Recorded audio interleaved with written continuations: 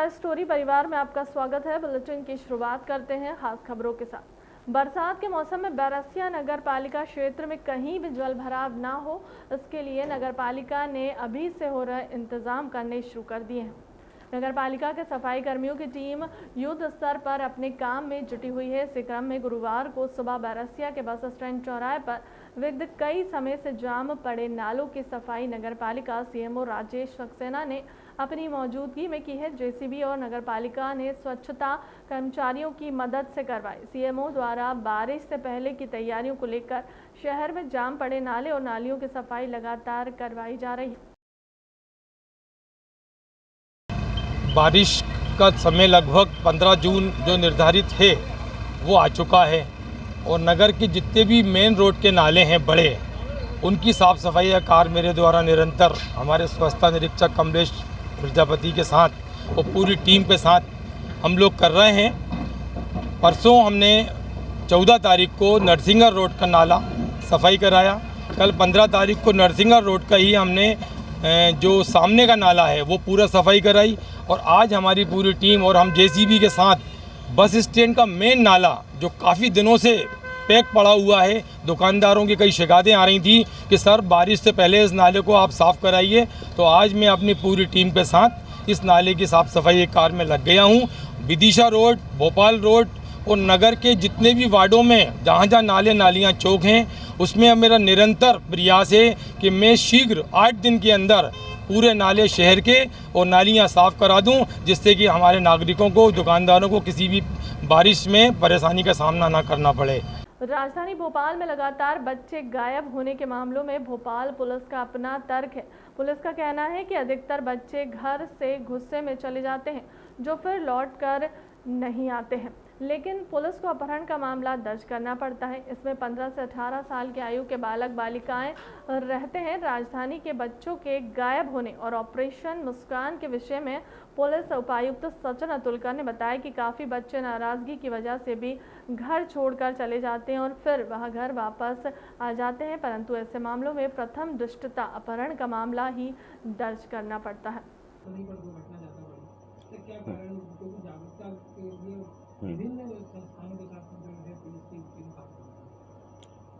इसके चूँकि बहुत से कारण होते हैं जो हमको सामने आते हैं, जो कारण उसको एड्रेस किया जाता है, लेकिन जो इसमें अपहृत बालक बालिकाएं हैं उसमें जो मैक्सिमम प्रतिशत आता है वो 15 से 18 वर्ष के बीच का रहता है। पुलिस का प्रयास है कि ऐसे उम्र के जो बालक बालिकाएं हैं उनको भी एजुकेट किया जाए, इसलिए स्कूलों और कॉलेजों में भी ये प्रयास रहता है कि लगातार अभियान के रूप में इसको चलाया जाए। घटनाक्रम हो जाता है, उसके पश्चात उसकी गंभीरता भी देखी जाती है कि जो बालक है या बालिकाएं है उसका क्या कारण रहा है, कौन उसमें संदेही है।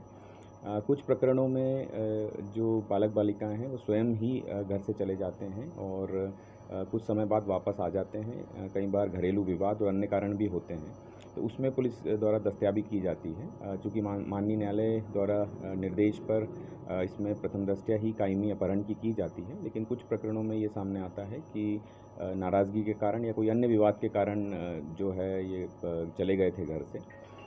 कुल मिलाकर ये उद्देश्य है कि जिन प्रकरणों में नाबालिग हैं बालक या बालिकाएं, उसको कोई इस प्रकार से गुमराह कर जो है साथ में ना ले जाए, इसके लिए एजुकेट भी किया जाए और अपने अधिकारों के लिए अवगत किया जाए।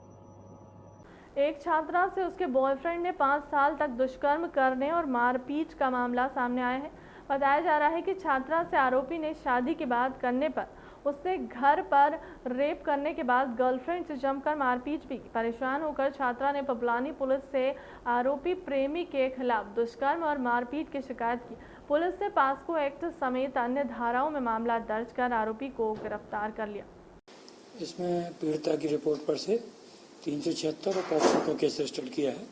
वर्तमान में तो एडल्ट है लड़की, एक्चुअली ये पड़ोस में रहता था जो एक्यूज है, और दोनों लोग एक दूसरे से परिचय हुआ जब वो पीड़िता 16-17 साल की थी, नाबालिग थी, तब से परिचय था और इस आशा और विश्वास के साथ कि वो शादी करेगा, कहीं ना कहीं दोस्ती के झांसा देके, शादी के झांसा देके कई बार रिलेशन बनाए और अंततः अब वो वहाँ से जो पीड़िता के घर के पास यहाँ छोड़ करके किसी अन्य थाना क्षेत्र में अन्य जगह पर रह रहा है, पीड़िता वहाँ करके जब गई तो शादी करने से मुकर गया और उसी के साथ झूमा झटकी कि नहीं शादी नहीं करेगा, जिस पर से उस पर FIR की गई है। आरोपी को गिरफ्तार कर लिया गया।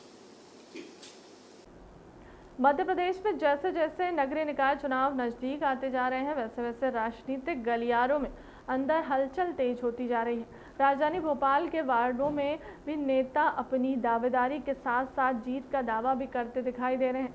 अगर हम बात करें कि वार्ड क्रमांक 43 की, तो यहाँ से लगातार कांग्रेस 2 बार परचम लहरा चुकी है और भाजपा को हमेशा हार का सामना करना पड़ता है। इस बार 2022 के चुनाव में कांग्रेस पार्टी से नूरजहां साजिद का नाम सबसे पहले ऊपर चल रहा है और सुर्खियों में है।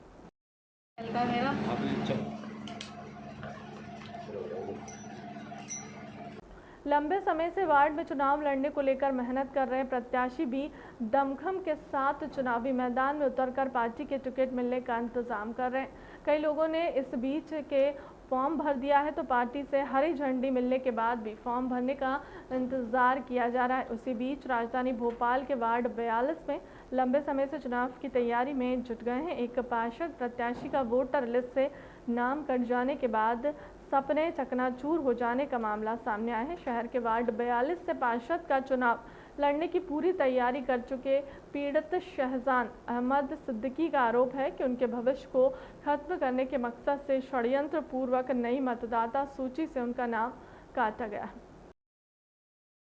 कोशिश करके और ये कल की डेट में मेरा नाम जो है ये वोटर आईडी मुझको इशू हुआ जी, और आज दिनांक को ये वोटर मेरा लिस्ट से फिर नाम जो है काट दिए गए। ये ऑनलाइन से निकाली हुई कॉपी। ये लेटेस्ट ऑनलाइन से निकाला आपने? ये बिल्कुल आज शाम के ही मैंने आज ही निकाला। आपके परिवार के और लोगों का भी वोटर आईडी यहीं की है? सबके वोटर आईडी है, लिस्ट में नाम है, पूरा परिवार है मेरा। ये देखिए, ये पूरा मेरा परिवार। सिर्फ आप ही का नाम काटा गया? पूरा परिवार है मेरा और इसमें मेरा ही नाम काटा गया।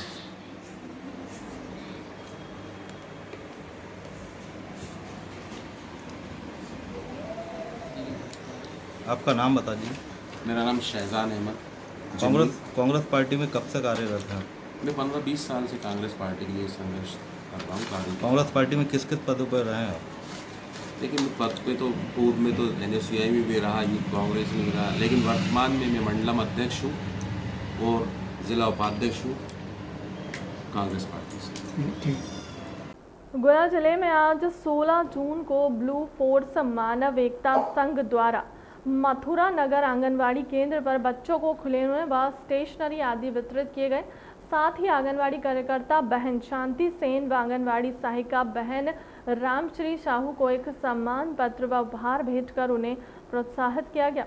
इसके साथ ही इसने समाज व देश की सेवा करने की अपेक्षा की गई। तो ब्लू फोर्स मानव संघ द्वारा मथुरा नगर आंगनवाड़ी केंद्र पर बच्चों को खिलौने व स्टेशनरी वितरित की गई। आंगनवाड़ी कार्यकर्ता शांति सेन जी व रामश्री साहू जी आंगनवाड़ी सहायिका को उपहार भेंटकर एक सम्मान पत्र भेंट किया गया। फिलहाल के लिए अब तक की खबरों में इतना ही। देश दुनिया की तमाम बड़ी खबरों के लिए बने रहें हमारे चैनल के साथ। नमस्कार।